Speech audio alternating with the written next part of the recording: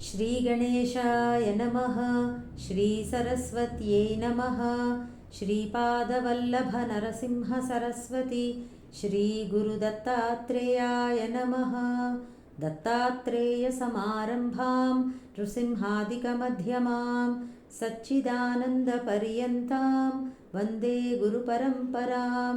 श्रीगणपतिसच्चिदानन्दसद्गुरुभ्यो नमः। శ్రీకృష్ణాయ పరమాత్మనే నమో నమః. జయ గురుదత్త. మనం లాస్ట్ క్లాస్లో 29వ శ్లోకాన్ని చెప్పుకుంటున్నాము. సర్వభూతస్థమాత్మానం సర్వభూతాని చాత్మని ఈక్షతే సర్వత్ర సమదర్శన.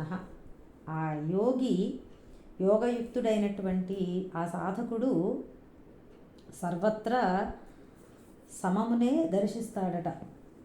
అంటే సర్వభూతములయందు ఆత్మను, అలాగే ఆత్మయందు సర్వభూతములను దర్శిస్తాడు అని ఆ శ్లోకాన్ని మనం కొంచెం వివరణ అయ్యిందండి.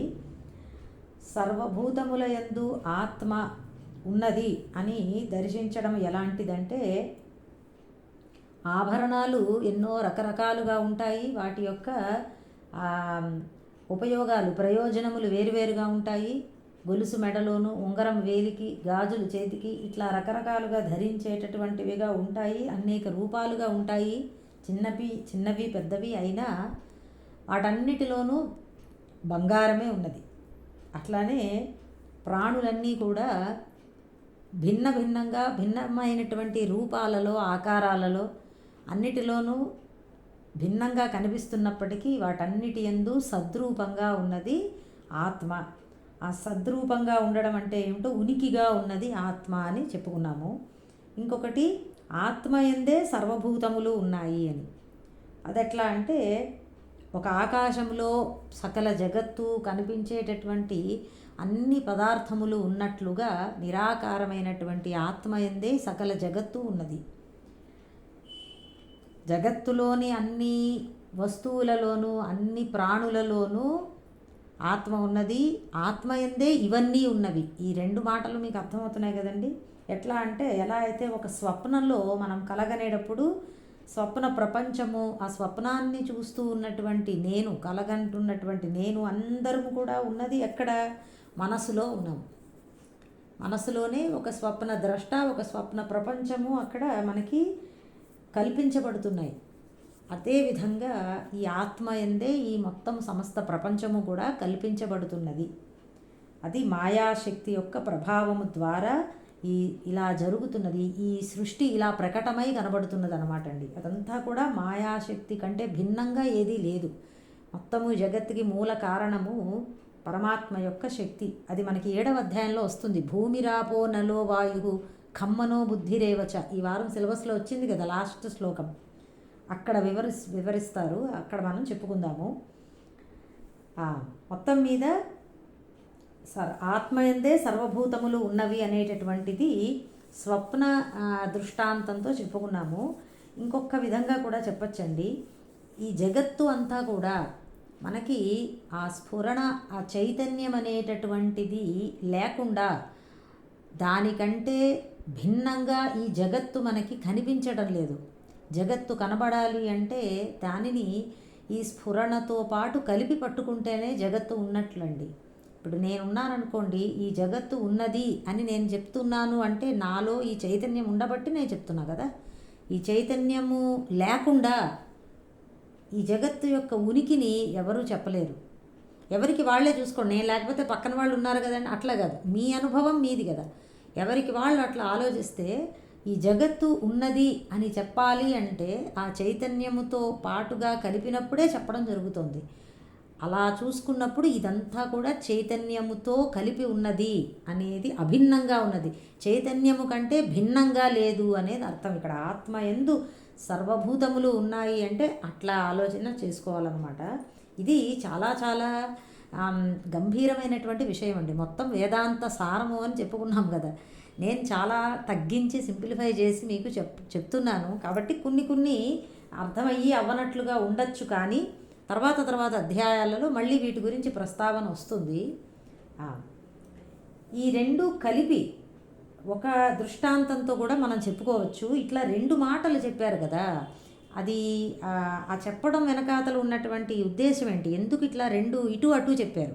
కన్ఫ్యూషన్గా ఉంది కదా. సర్వభూతములందు ఆత్మ, ఆత్మయందు మళ్ళీ సర్వభూతములు, ఇదేమిటిది, ఎందుకు అట్లా చెప్పారు అనేది ఒకటి చూసుకుందాము.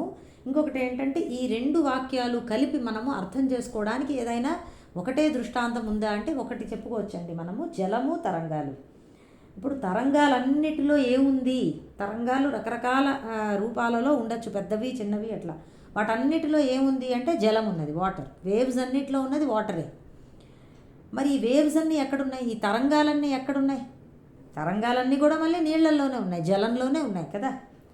అంటే ఇప్పుడు ఈ మాట ఇట్లా చెప్పడం బట్టి మీకు ఏమర్థమైందండి? తరంగాలలో జలం ఉన్నది, జలములో తరంగాలు ఉన్నాయి అన్నప్పుడు అక్కడ ఈ 2 మాటలు వినబడుతున్నాయి, కానీ అక్కడ ఉన్నది ఏమిటి అని మీరు ఆలోచిస్తే ఒకటే ఉన్నది అక్కడ. దేర్ ఈజ్ ఓన్లీ జలం కదా, 2 లేవు. ఎందుకంటే తరంగం అంతా జలమే అంటున్నాము, అవునా?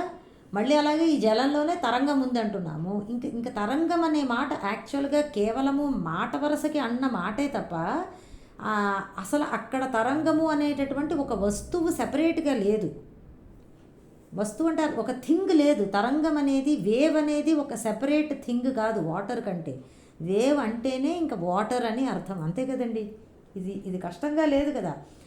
కేవలము ఒక రూపంగా కనబడుతోంది కాబట్టి, ఇట్లా ఎత్తుగా నీరు వచ్చింది కాబట్టి మనం వేవ్, తరంగము అనే మాట అంటున్నాం తప్ప అది జలమే.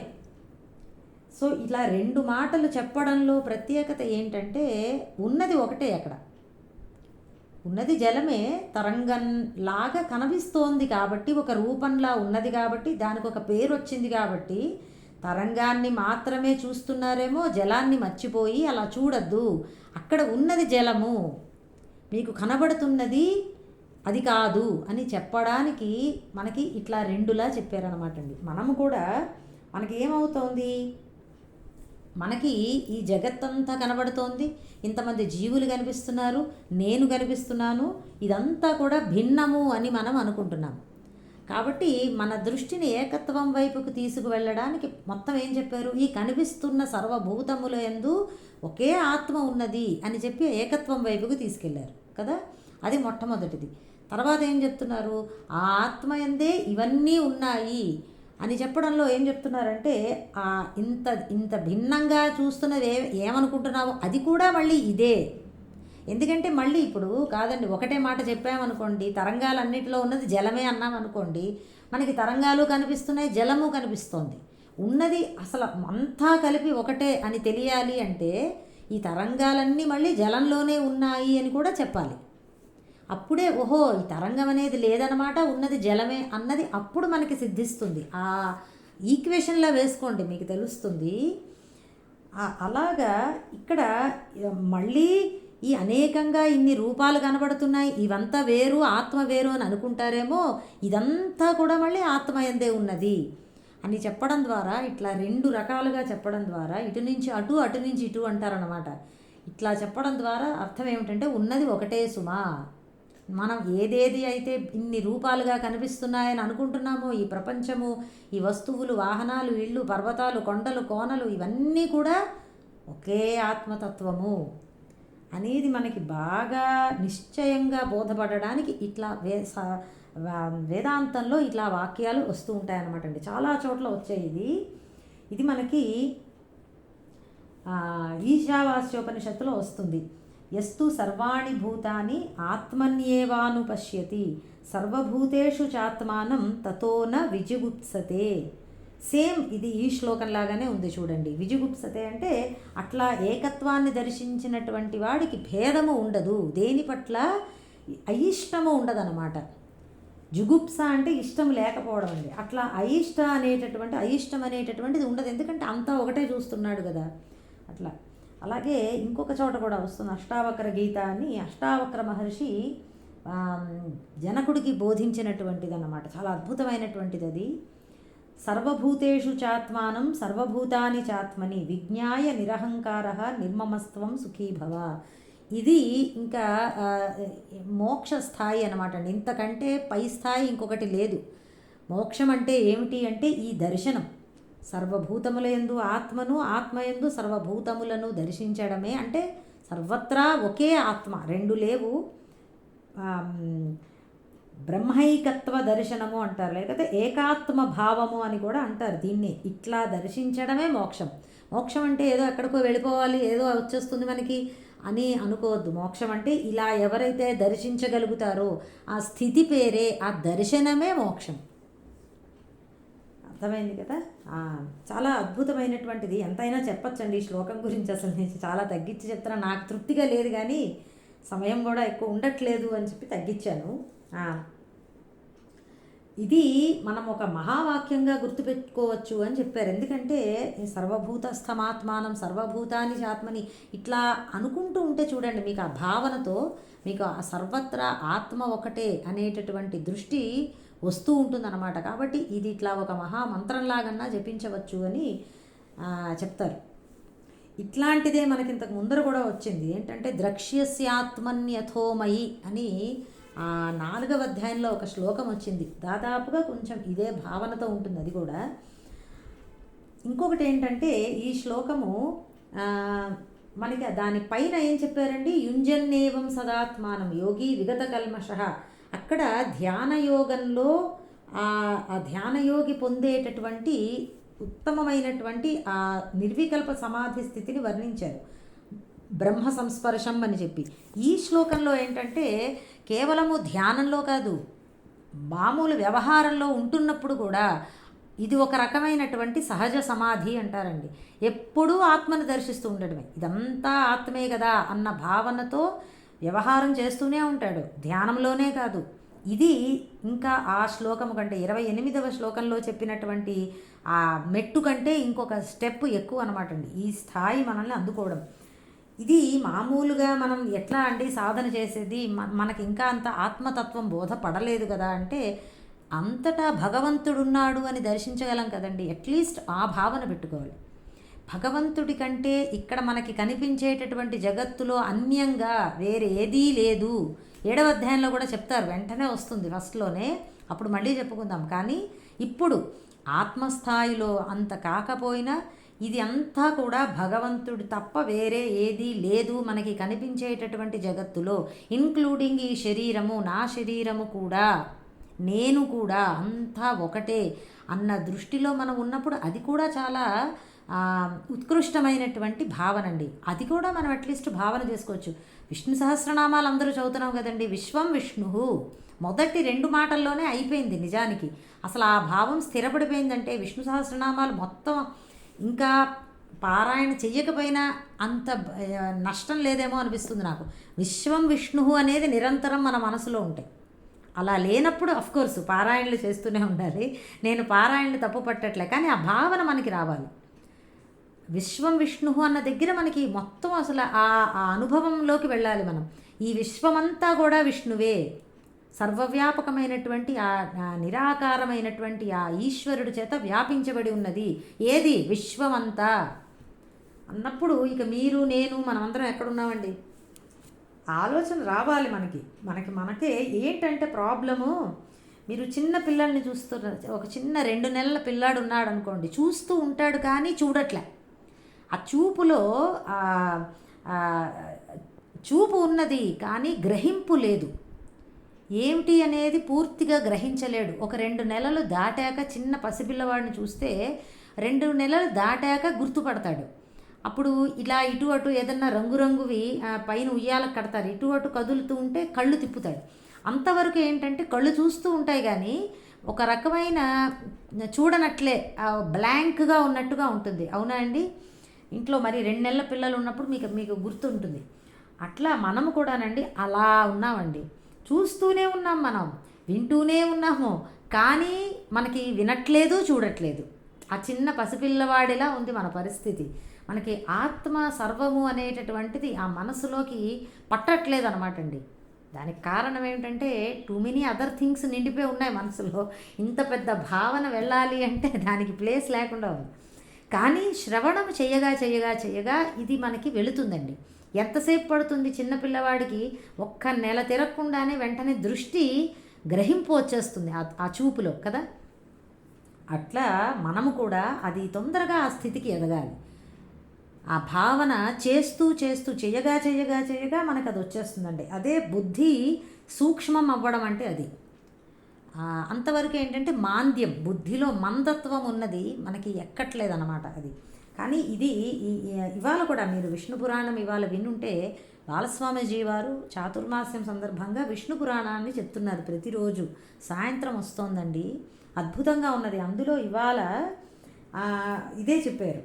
ఆ ఏకమైనటువంటి తత్వాన్ని మనసులో ఎప్పుడూ మననం చేస్తూ ఉండాలి. ఎయిదర్ సర్వము ఆత్మస్వరూపమే అనుకోండి, లేదా ఇదం సర్వం. ఇప్పుడు ఈ శ్లోకాన్నే సర్వభూతస్థమాత్మానం సర్వభూతాని చాత్మని, ఈ శ్లోకం మొత్తం మనం నిరంతరము మనసులో అనుకోవచ్చు. ఒక్క శ్లోకం చాలు, అనుకుంటూనే ఉండొచ్చు. అదే భావనండి. లేకపోతే సర్వము భగవంతుడే, సర్వము ఈశ్వరుడే, వాసుదేవ సర్వమితి అని 7వ అధ్యాయంలో వస్తుంది.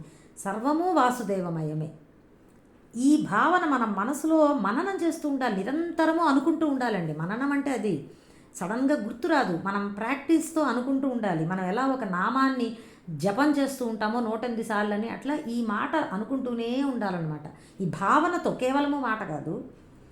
దానికి ఈ ఏకత్వాన్ని మనకు అర్థం చేయడానికి ఒక ఉదాహరణ చెప్పారు. ఐ థింక్ నిన్న చెప్పారు పురాణంలో. వేణువు తెలుసు కదా అందరికీ, ఫ్లూట్. అందులో ఏమీ లేదండి, ఆకాశం ఉంది, ఖాళీగా ఉన్నది, వాయువు, మనం గాలి అందులో వదులుతాము, వాయువు ఉంది కదా, ఒకటే. ఆకాశము వాయువు ఒక్కటే, అంటే అందులోకి వెళ్ళేది అదొక్కటే.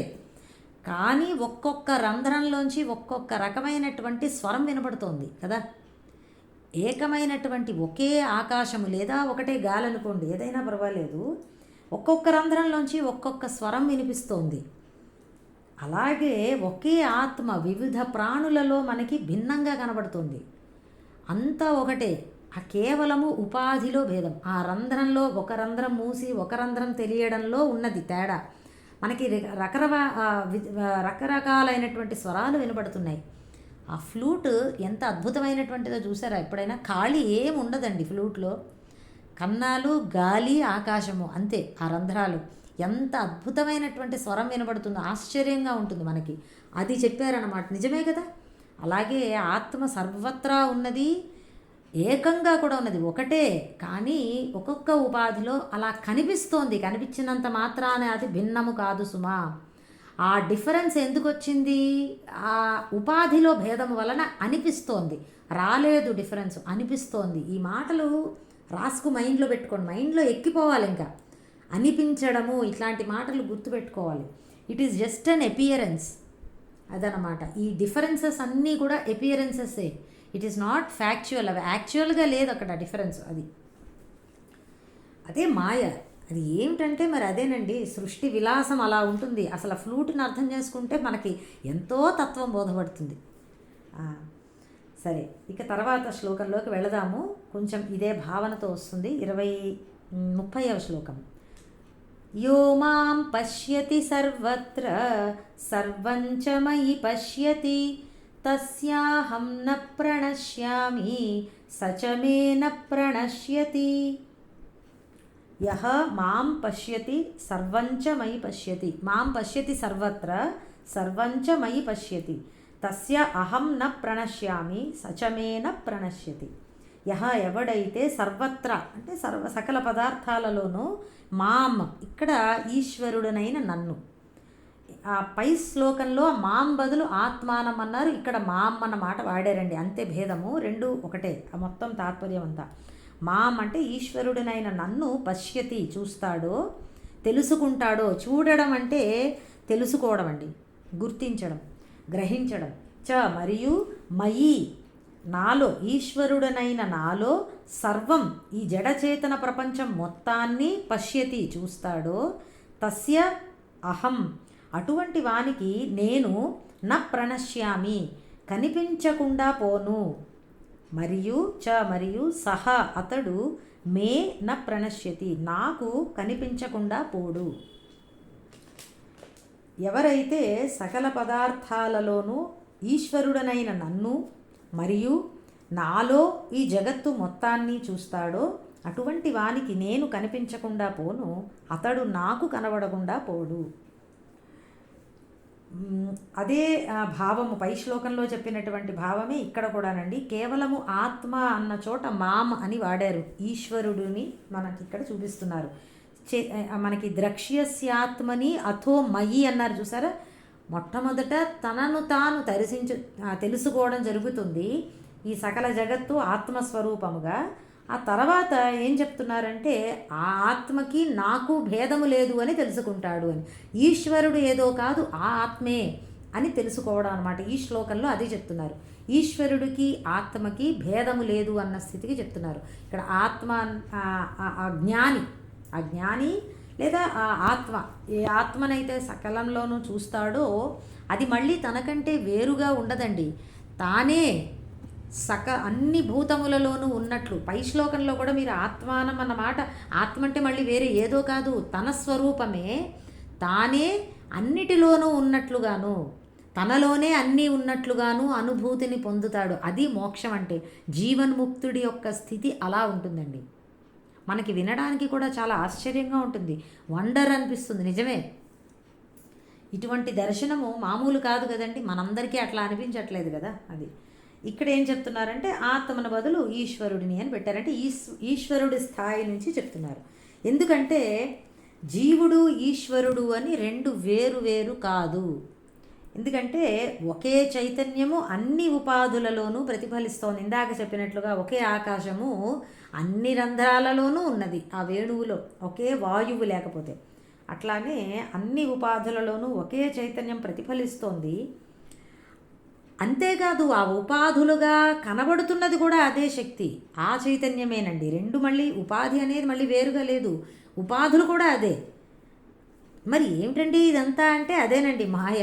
మనకి ఇంతలా భిన్నంగా కనిపిస్తున్నది అంతా ఒకటే అని చెప్పి ఉపనిషత్తులు, శాస్త్రాలు, భగవద్గీత ఘోషిస్తున్నాయి. మత్తఃపరతరం నాణ్యత్ కించిదస్తి ధనంజయ, నాకంటే అన్యంగా ఏ కొంచెమూ లేదు ఈ జగత్తులో, ఏ కొంచెము కూడా లేదు అని చెప్పి భగవంతుడు చెప్తాడు 7వ అధ్యాయంలో. అంతా ఒకటే అని అంత చెప్తూ ఉంటే మనకి ఎంత భిన్నత్వం కనబడుతోంది అంటే ఎంత మాయ. అదేనండి మాయ అంటే. అదే అన్ని ఉపాధులుగా కనిపిస్తున్నది అదే చైతన్యము. ఆ కనబడేటటువంటి ఆ ఉపాధులలో భేదాలను బట్టి మనం ఏమనుకుంటున్నామంటే చైతన్యము కూడా భిన్నంగా ఉన్నది అని. అంటే నాలో చైతన్యం వేరు, మీలో వేరు, ఇతరులలో వేరు, చెట్టులో వేరు, పక్షులలో వేరు, ఇట్లా మనం అనుకుంటున్నాము. కానీ అదే దోష దృష్టి, అజ్ఞానం వలన దృష్టి అన్నమాట అండి. అంతటా ఉన్నది ఒకే చైతన్యము, అదే ఈశ్వరునిలో కూడా ఉన్నది అని తెలుసుకున్నవాడే యోగి, ఆయనే జ్ఞాని అవుతాడు, జీవన్ముక్తుడు అనమాట. ఈ శ్లోకాలలో చెప్తున్నటువంటి స్థితి అది. చెప్పాను కదా, వాసుదేవ సర్వమితి. ఈ ఆత్మ, ఈశ్వరుడు, పరమాత్మ, పరబ్రహ్మ, బ్రహ్మము ఇదంతా కూడా సినానిమ్స్ అండి, పర్యాయ పదాలు, ఒకటికొకటి భేదము లేదు. ఇక్కడ న ప్రణశ్యామి అని అన్నారు కొత్తగా ఒకటి. నాకు కనబడకుండా పోడు, నేను అతనికి కనబడకుండా పోను అనేది ఏమిటండి? ఇదేమిటి అంటే న ప్రణశ్యామి అన్న మాటకు అర్థం ఏం చెప్పారంటే పరోక్షతాం న గమిష్యామి. పరోక్షం అంటే ఇండైరెక్ట్ అండి. ఇప్పుడు నాకు దూరంగా పొగ కనబడుతోంది అనుకోండి, పొగని బట్టి నేను అక్కడ అగ్ని ఉందేమో అని అన్నాను. ఎందుకు అంటే అగ్ని ఎక్కడైనా, పొగ ఎక్కడైనా ఉంది అంటే అక్కడ సాధారణంగా మనకి మంట ఉంటుంది కాబట్టి. ఇప్పుడు నాకు అక్కడ ఉన్నది అగ్ని అనేటటువంటిది నాకు డైరెక్ట్గా కనబడలేదు, పరోక్షంగా తెలిసింది, ఇండైరెక్ట్గా తెలిసింది. ఇండైరెక్ట్ జ్ఞానము అంటారు, అంటే పరోక్ష జ్ఞానము అంటారు దాన్ని. నేను ప్రత్యక్షంగా ఇంద్రియాలతో నేను అది చూసి తెలుసుకున్నది కాదు. అక్కడ అగ్ని ఉన్నది అని నా కళ్ళతో నేను చూడలే, లేదంటే చెవులతో వెళ్ళేది, ఏదన్నా స్పర్శకి తెలియలేదు. స్టిల్ అక్కడ ఉంది, అగ్ని ఉందేమో అని నేను అన్నాను చూసారు, దాన్ని పరోక్ష జ్ఞానము అంటారు. ఇండైరెక్ట్ నాలెడ్జ్ అనమాట అండి. ఇక్కడ ఏమంటున్నారంటే పరోక్షతాం నా గమిష్యామి అంటే ఎప్పుడూ పరోక్షము కాదు. అంటే ఏంటంటే నన్ను నేను ఎప్పుడు ఎలా ప్రత్యక్షంగా తెలుసుకుంటూ ఉన్నానో నా ఉనికి నాకెప్పుడు పరోక్షము కాదండి. ఐ నో ఐ యామ్, నేనున్నాను అని నాకు ఎప్పుడు తెలుస్తూ ఉంటుంది కదా. మీ అందరికీ కూడా అదే అనుభవం. అట్లానే ఈశ్వరుడి యొక్క ఉనికి అతడికి ఎప్పటికీ కూడా తెలుస్తూనే ఉంటుంది, పరోక్షం అవ్వదు అంటే అదనమాట. అర్థమైందా అండి? ఎవర్ అవైలబుల్గా ఉంటుంది ఆ నాలెడ్జ్. అంటే ఆ జ్ఞానం ఎప్పుడూ అతనికి ఎలా అయితే కళ్ళకితో చూస్తే ఎంత ప్రత్యక్షంగా అనిపిస్తుందో అలాగ తన తన గురించి తన ఉనికి, ఆ ఈశ్వరుడి యొక్క ఉనికి అలా తెలుస్తూ ఉంటుంది జ్ఞానికి. ఎందుకంటే తనకు ఈశ్వరుడికి భేదము లేదు కాబట్టి నాకు ఎప్పుడూ నా స్వరూపము ఎలా తెలుస్తూనే ఉంటుందో అది నాకెప్పుడు పరోక్షము కాదో, పరోక్షం అంటే అర్థమైంది కదా, అట్లా ఈశ్వరుడు కూడా అటువంటి జ్ఞానికి ఎప్పటికీ పరోక్షముగా ఉండడు, తెలుస్తూనే ఉంటాడు. అంటే ఈశ్వరుని సర్వత్రా దర్శిస్తూ ఉంటాడు. అది ఆ ప్రత్యక్షం అంటే నిరంతర దర్శనం అన్నమాట అండి. మనకి ఆల్వేస్ అవైలబుల్, ఎప్పుడూ మనకి దర్శనం అవుతూనే ఉంటుంది. ఇది నిజానికి అసలు భక్తిలో కూడా ఇదే పరాకాష్ఠ స్థితి, సర్వత్రా భగవంతుడినే దర్శించడం. ఒక స్థాయికి వెళ్ళినప్పుడు భక్తి జ్ఞానము ఇవన్నీ భిన్నము కాదండి.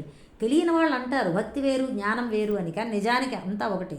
జ్ఞానము పరమోత్కృష్టమైనటువంటి భక్తికే జ్ఞానం అన్న పేరు. ఎందుకంటే భక్తుడు ఒకచోటే దర్శిస్తున్నాడు, ఒక విగ్రహంలోనో ఒక గుడిలోనో. మనకి భక్తుడికి, సాధారణ భక్తుడు నేను చెప్తున్నాను, భగవంతుడు కనిపిస్తూ ఉంటాడు. మరి ఇక్కడ చెప్పేది ఏంటండి, సర్వత్రా భగవంతుడిని దర్శిస్తున్నాడు ఈయన, ఈ జ్ఞాని కదా. ప్రత్యక్షము ఆ పరోక్షము కాకుండా పోను అని ఈ భగవానుడే చెప్తున్నాడు. అంటే సర్వత్రా భగవంతుణ్ణి దర్శించడం అనేటటువంటిది ఎంత గొప్ప స్థితి అండి. ఏదో ఒకచోటే భగవంతుడు ఉన్నాడు అనేది కాకుండా అదిగో అందుకే జ్ఞాని అందరికంటే ఉత్కృష్టమైనటువంటి భక్తుడు. ఒక త్యాగరాజస్వామిని తీసుకోండి, ఎంతోమంది ఉన్నారు మనకి, వారు భక్తులు అదే జ్ఞానులు కూడా. వారి యొక్క కీర్తనల్లో మనకి తెలుస్తూ ఉంటుందన్నమాట ఆ అభేద దర్శనం అనేటటువంటిది. ఇట్లా ఆయన తనకి ఎప్పుడూ సర్వత్రా తెలుస్తూ ఉంటుంది. ఆత్మ అనుభూతి అనేటటువంటిది ఎలా ఉందో, తనకి నిర్వికల్ప సమాధి స్థితిలో ఆ యోగికి ఎలా అనుభూతిలోకి వచ్చిందో అదే ప్రత్యక్షంగా కూడా ఆ సమాధి అనంతరము కూడా, అంటే సమాధి కాని స్థితిలో కూడా సర్వత్రా ఎప్పుడూ తెలుస్తూనే ఉంటుందన్నమాట. ఇక్కడ ఎలాంటిదంటే తరంగము, తరంగ జలము అండి, సముద్రము, మూడు. ఎప్పుడు జలము, తరంగము, సముద్రము, మీకు ఎప్పుడు మూడు చెప్పాను నేను. తరంగమేమో జీవస్థాయి, అంటే నేను ఉపాధితో కలుపుకుని నేను ఈ ఉపాధికే పరిమితము అనుకునే అజ్ఞాన దశ. అది జ్ఞానములోకి వెళ్ళినప్పుడు నేను ఉపాధిని కాదు ఆత్మను అని తెలుస్తుంది. ఈ ఆత్మ ఈ శరీరంలోనే లేదు, సర్వత్రా కూడా ఉన్నది అని కూడా తెలుస్తుంది. ఎందుకంటే ఆత్మ అంటేనే అటువంటిది కాబట్టి, నిరాకారము కనుక. అది ఒక స్థాయి అన్నమాట. ఇక ఈ అది తరంగము వరకు, తరంగంలోని జలాన్ని గుర్తించడం వరకు అండి. అయితే ఈ తరంగం ఎక్కడున్నది, సముద్రంలో ఉన్నది. సముద్రం అంతా కూడా జలమే. ఈ సముద్ర స్థాయిలో ఉన్నది ఈశ్వరుడు. ఈ సకల జగత్తుగా కనబడుతున్నది ఈశ్వరుడే. ఆ ఈశ్వరుడే ఈ ఆత్మ భిన్నంగా లేవు, ఆ ఈశ్వరుడు ఈ ఆత్మ భిన్నంగా లేవు అనేటటువంటిది ఎలా అంటే అంతా జలమే, తరంగంలోనూ జలమే, సముద్రమంతా కూడా జలమే, ఉన్నది జలము తప్ప వేరేదీ లేదు అనే అభేద దర్శనం. అట్లాగే ఈ శరీరంలో ఉన్నది ఆత్మ, సర్వత్రా ఉన్నది ఆత్మే, ఆ సర్వత్రా ఉన్నది ఈశ్వరుడే. మళ్ళీ భేదం లేదనమాట, ఈశ్వరుడికి ఆత్మస్వరూపానికి భేదము లేదు అని. ఇది ఎట్లా అంటే మనకి ఎందుకు అనిపిస్తోంది అంటే భేదం, మళ్ళీ మీరు అనుకోండి, ఎందుకు అట్లా నేను నమ్మలేకపోతున్నాను, నాకు ఎందుకు ఇది అనిపించట్లేదు అంటే చూడండి, ఆకాశం ఉన్నది. మామూలుగా ఆకాశం ఉంటే అందరికీ తెలుసు, అంతటా వ్యాపించి ఉన్నది ఆకాశం, అనంతంగా ఉన్నది. ఒక కుండ తయారు చేసి అక్కడ పెట్టారనుకోండి, ఇప్పుడు ఏమైంది, కుండలో చిన్నగా ఖాళీ కనిపించేటప్పటికీ ఘటాకాశము, అక్కడ ఒక ఆకాశం ఉన్నది అని చూస్తున్నాం. దానికంటే భిన్నంగా సర్వత్రా ఉన్న ఆకాశం ఇంకొకటి అని మనం అనుకుంటున్నాం. నిజానికి వేరువేరుగా లేవండి, ఆకాశం అంతా ఒకటే, నిరాకారంది. కాబట్టి ఎన్నిసార్లు చెప్పినా మళ్ళీ చెప్తున్నా, కావాలనే చెప్తున్నాను, ఇది మీరు మళ్ళీ మనసులో పెట్టుకోవాలి ఈ ఉదాహరణని. భిన్నంగా లేదు ఆకాశము. అలాగే అనంతము అఖండము అయినటువంటి ఈ ఆత్మ ఉన్నది. ఉపాధులు తయారయ్యాయి, ఒక శరీరము తయారైంది. వెంటనే ఏమవుతోంది, ఆ చైతన్యాన్ని ఈ ఉపాధిగతంగా చూస్తున్నాం. ఆ కుండలో ఆకాశాన్ని ఘటాకాశము అని పేరు పెట్టినట్లు ఒక ఉపాధిలో ప్రతిఫలిస్తున్నటువంటి ఆత్మను మనము జీవుడు అని అన్నాం, ఉపాధిగతంగా చూస్తున్నాం అన్నమాట. కానీ ఏమైంది, ఘటాకాశము ఏదో కాదు, మహాకాశమే, సర్వత్రా ఉన్న ఆకాశమే ఘటాకాశము కూడా. ఇంతవరకు అర్థమవుతుందా అండి మీకు ఉదాహరణ? అలాగే ఉపాధిగతమైనటువంటి ఆత్మ జీవుడు అని ఎవరైతే మనం అనుకుంటున్నామో అతడే సర్వోపాధిగతుడైనటువంటి ఈశ్వరుడు. భేదము లేదు, చైతన్యము ఒకటే, ఆత్మ ఒకటే. భేదాలు మరి ఎక్కడ ఉన్నాయి అంటే శరీరంలోనే, ఉపాధులలోనే. ఆ మాటకు వస్తే ఉపాధులు కూడా మూల కారణము ఒక్కటే. త్రిపుర రహస్యంలో అమ్మవారు త్రిపురాదేవి ఆవిడ బోధ చేస్తూ పరశురాముడికి ఒక మాట అంటారు. నువ్వు నీది జీవితము ఆటోబయోగ్రఫీ అని రాసుకుంటారు కదండి చాలామంది, నా జీవిత చరిత్ర అని చెప్పి, నా జీవిత కథ ఏదో అంటారు ఆటోబయోగ్రఫీ. నువ్వు రాసుకోవడం ఏంటయ్యా ఆటోబయోగ్రఫీ? నాది జీవితము, నేనే నీలాగా జీవిస్తున్నాను. ఈ శరీరము నాది, నువ్వు నీదేని అనుకుంటున్న శరీరము నాది. నువ్వు నేను అని అనుకుంటున్నది నేను. నాది జీవితము, నేనే ఇన్ని రకాలుగా, ఇన్ని జీవులుగా, ఇన్ని ప్రాణులుగా జీవిస్తున్నది నేనే. ఇదంతా కూడా నా జీవిత చరిత్ర, మీది కాదు అని అన్నారు అమ్మవారు. చూడండి ఎంత మంచి మాటో, ఎంత గొప్ప, అసలు ఆ భావన ఎంత అద్భుతంగా ఉన్నది. మనం ఏమనుకుంటున్నాం, ఇది నాది, నా జీవితం అని మనం అనుకుంటున్నాం, నా శరీరం అని అనుకుంటున్నాం. మనది కాదు ఇదంతా కూడా అమ్మవారి స్వరూపము. పురాణ భాషలో చెప్తే, లేకపోతే అంత ఆత్మస్వరూపం అండి, ఇంకేమీ లేదు, ఉన్నది ఒకటే ఆత్మతత్వం అన్నమాట. ఇప్పుడు ముందర శ్లోకంలో ఆత్మస్థాయిలో చెప్పారు. అంటే జీవుడని ఎవరైతే నువ్వు అనుకుంటున్నావో ఆ జీవుడు ఎవరో కాదు, ఆత్మ, అంతటా ఉన్నటువంటి పరమాత్మ అని చెప్పారు. ఈ శ్లోకంలో ఏం చెప్పారు?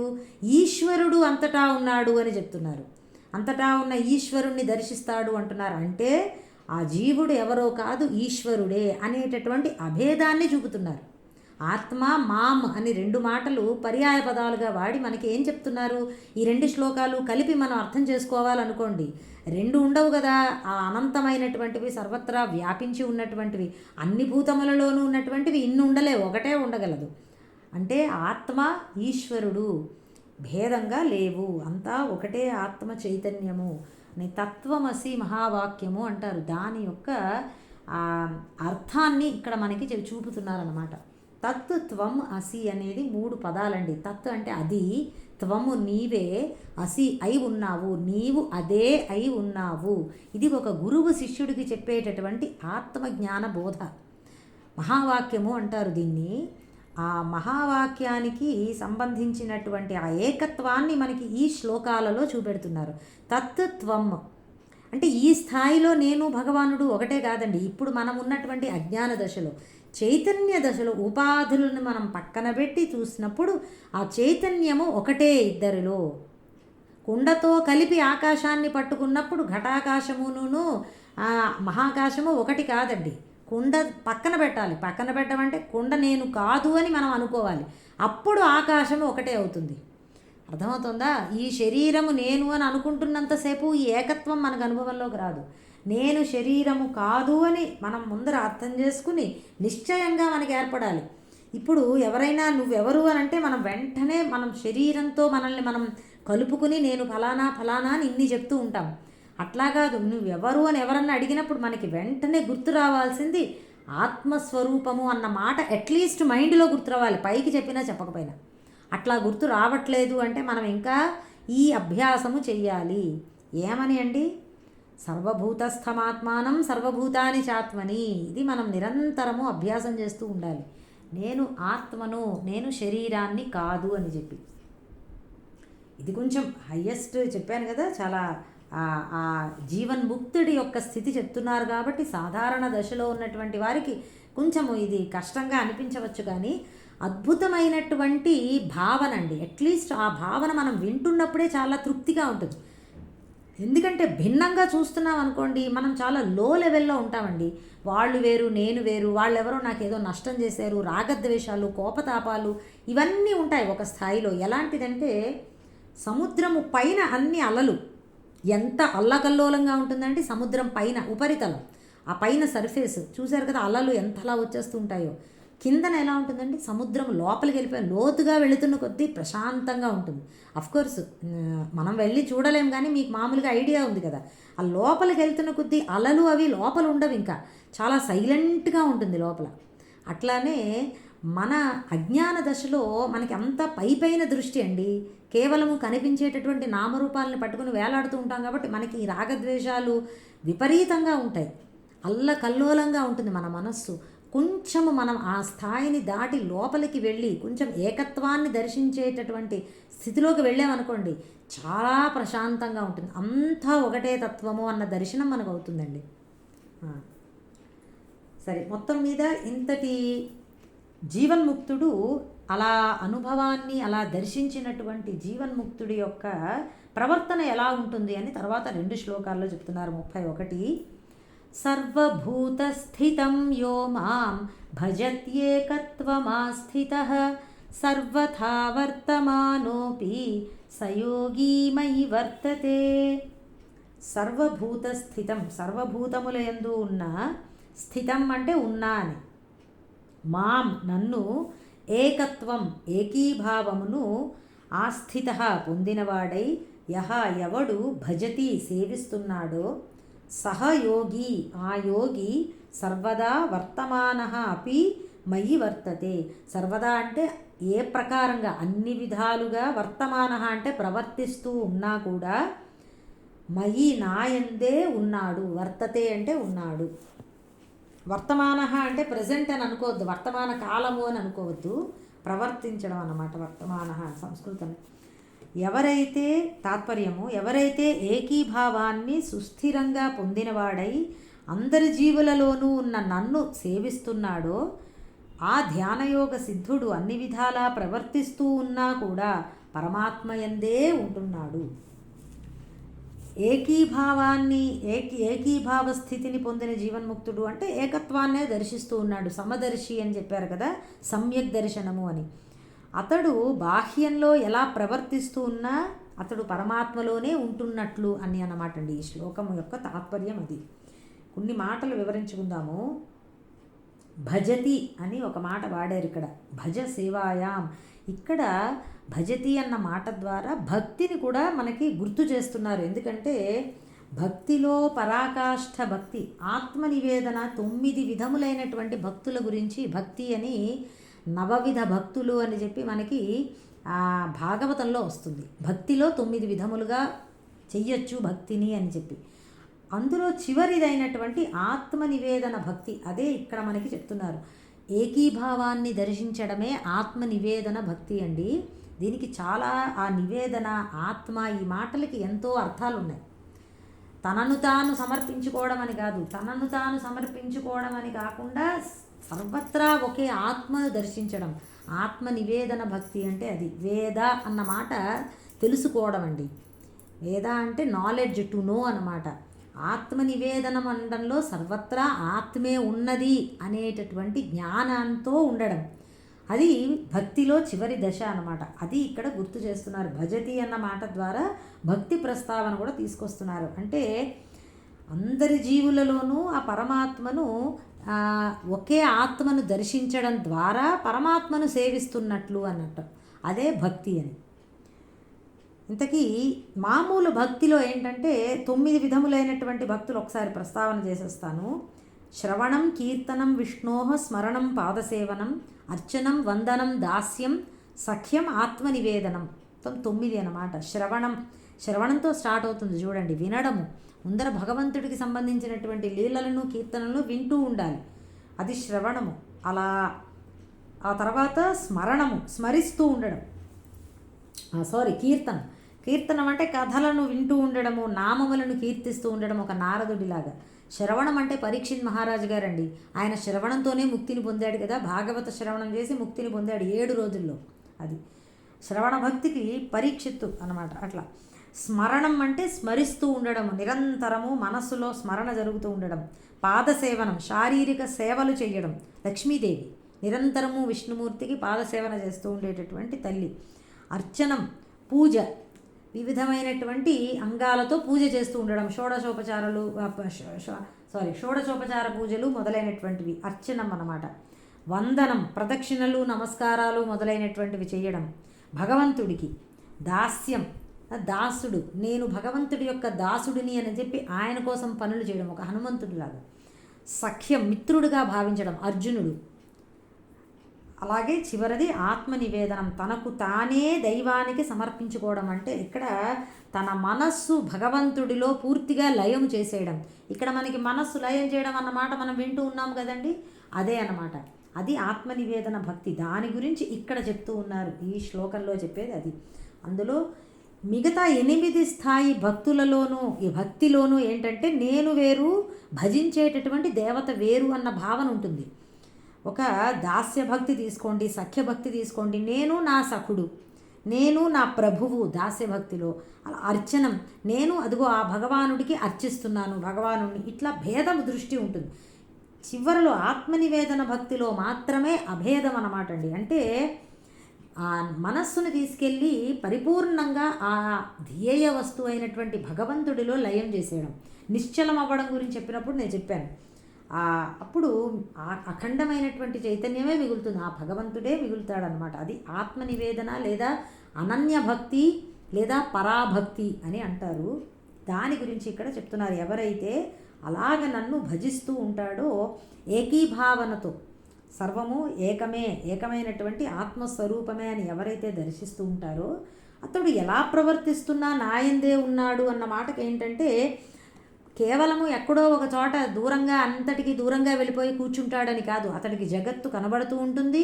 ఆ ఏకత్వాన్ని చూసినంత మాత్రాన జగత్తు కనబడకుండా పోదండి. జగత్తు కనబడుతూనే ఉన్నా ఆ జగత్తులో ఆ వివిధత్వాన్ని కాకుండా సమాన్ని చూస్తూ ఉంటాడు. సమదర్శిన అని 5వ అధ్యాయంలో వచ్చింది కదా, అట్లానే విద్యా వినయ సంపన్నే అలాంటి వ్యవహారంలో ఉంటాడు ఆయన. అదే వ్యవహారం, అలా సమదృష్టి కలిగి ఉంటాడు. అలాగే ఇక్కడ కూడా ఏంటంటే ఎలా ఏ విధంగా ప్రవర్తిస్తున్నా అంటే దాని మాట ఏంటంటే ఏదో అధర్మాచరణ చేస్తాడు అని కాదు. అక్కడ ఏంటంటే ప్రారబ్ధవశంగా ఇంకా కొంత కర్మ మిగిలిపోయి ఉంటుంది కాబట్టి ఆ కర్మకి అనుసారంగా ఏది చేస్తున్నా పరమాత్మలో ఉన్నట్లే. ఎవరైనా నిసర్గదత్త బాబా అని ఒక ఆయన ఉండేవారు, నిసర్గదత్త అని. ఆయన ఇలాగే ఆయన ఒక చిన్న కిళ్ళీ కొట్టులో ఉండేవారు అనమాట అండి. ఒక కిళ్ళీ కొట్టు నడుపుతూ ఉండేటటువంటి ఆయనకి బాంబేలో స్లమ్ ఏరియాస్లో ఉండేవారు. ఆయనకి ఆత్మజ్ఞానం అయ్యింది. పూర్వజన్మ సుకృతం వలన ఆయనకి ఆత్మజ్ఞాన అనుభూతి కలిగి ఆయన అనుకున్నారంటే వెళ్ళిపోదాం అనుకున్నాడు. ఆయన అంతా వదిలేసి మళ్ళీ అనుకున్నాడంటే ఎక్కడికి వెళ్ళిపోవడం, అంతా ఒకటే కదా, ఎక్కడికి వెళ్ళిపోతాను నేనని చెప్పి ఆయన ఆ బ్రహ్మజ్ఞానము కలిగాక కూడా ఆయన ఇంతకు ముందర ఏ పని చేస్తున్నారో అదే చేస్తూ ఉండేవారు. ఆ కిళ్ళీ కొట్టునే నడుపుతూ ఉండేవారట. ఆయన దగ్గరికి ఎంతోమంది వచ్చి బ్రహ్మజ్ఞానాన్ని తెలుసుకుని వెళుతూ ఉండేవారు. ఆయనే దౌ ఆర్ట్ దట్ అని చెప్పి ఒక పుస్తకం ఉంటుందండి, నిసర్గదత్త అని కొట్టండి ఆయన గురించి, నిసర్గదత్తజీ మహారాజ్ అని వస్తుంది ఆయన గురించి. చాలా అద్భుతంగా ఆయన చెప్పేవారు అనమాట ఈ బ్రహ్మజ్ఞానాన్ని. అదిగో ఏ విధంగా ప్రవర్తిస్తూ ఉన్నా అంటే అది, ఎందుకంటే వారు అంతకు ముందర ఏది చేస్తున్నా అదే కంటిన్యూ చేస్తారు, మానేసి ఎక్కడికో వెళ్ళిపోవాల్సిన అవసరం లేదు. ఆత్మజ్ఞానం లభించింది కదా అని చెప్పి అలాగే ఉంటారు. కానీ పరమాత్మ యందు చరిస్తున్నట్లే లెక్క.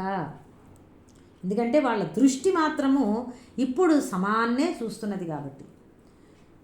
తర్వాత 32వ శ్లోకము. ఆత్మౌపం యేన సర్వత్ర సమం పశ్యతి యోర్జున సుఖం వా యది వా దుఃఖం సయోగీ పరమో మతః. ఇక్కడ ఒకటి చెప్పాలి, యోమాం పశ్యతి సర్వత్ర సర్వంచమై పశ్యతి. ఈ శ్లోకాన్ని అండి ఒక ఆవిడ, నేను ప్రారంభంలో మీనింగ్స్ చెప్పేటప్పుడు చాలా ఏళ్ల క్రితము ఒక ఆవిడ, ఎందుకో తెలియదండి ఈ శ్లోకం ఆవిడ కొన్ని వేల సార్లు జపిస్తూ ఉండేవారట. మామూలు మనం శ్రీరామ శ్రీకృష్ణ ఏవో నామాలు చెప్తాం కదా జపము, ఆవిడికి ఎందుకో తెలియదు ఈ శ్లోకం పట్టుకుందండి అన్నారనమాట ఆవిడ. ఈ వేల సార్లు అంటూనే ఇప్పటికే అంతేనట. యోమాం పశ్యతి సర్వత్ర సర్వంచమై పశ్యతి. ఆ భావన తెలుసు అంటే ఆ దృష్టి, చెప్పాను కదా ఇవన్నీ మహావాక్యాల కింద సమానం అన్నమాట ఈ శ్లోకాలు. అలా నిరంతరము అనుకుంటూనే ఉంటారట, ఆవిడికి నోట్లో అలా తిరుగుతూనే ఉంటుంది, నాకు తెలియకుండానే అన్నారండి. నాకు ఎప్పుడు గుర్తు వస్తుందంటే చూడండి, ఒక్కొక్కళ్ళ సాధన ఒక్కొక్కలా ఉంటుంది చూసారా. ఎలా పట్టుకున్నా భగవంతుడిని ఆత్మతత్వాన్ని మనం తెలుసుకోవడమే మన యొక్క లక్ష్యమై ఉండాలండి. అది ఇదంతా నాకు కలుగుతుందా అని వదిలేయడం కాదు, అది జపిస్తూ ఉండండి. అట్లీస్ట్ మనసులో భావన చేస్తూ ఉండండి.